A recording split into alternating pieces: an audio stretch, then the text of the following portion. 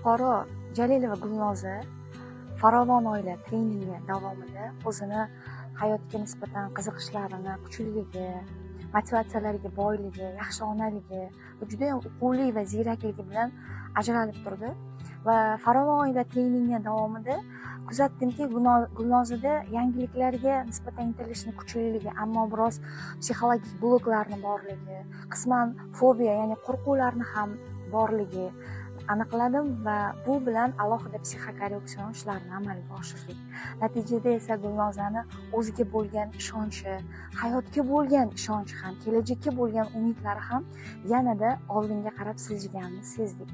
Va u farzandlar tarbiyasida ham, o'zini kichik bizneslarini yo'lga qo'yishda ham boshqalarga nisbatan namuna bo'la olish bilan ajraldi.